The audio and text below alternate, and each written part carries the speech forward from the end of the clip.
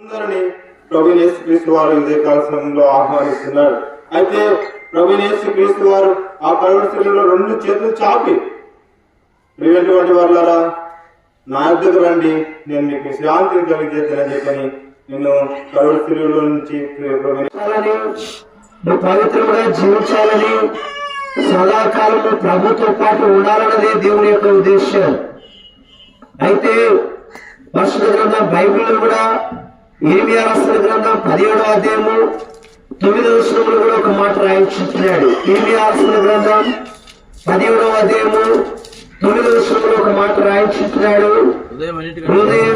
హృదయము అన్నిటికంటే మోసకరమైనది, అది ఘోరమైన వ్యాధి గలది. చాలు, దేవాది దేవుడు ప్రభువైన యేసుక్రీస్తు వారు హృదయం శుద్ధిగా ఉండాలని మొదటిగా దేవుడు కోరుకుంటూ వచ్చినాడు. రెండోదిగా చూసుకుంటే హృదయము అన్నిటికంటే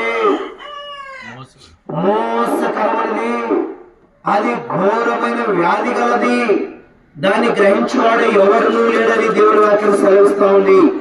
హృదయము ఘోరమైంది, ఇప్పటికీ మనుషులు గ్రహించలేకపోతున్నాడు.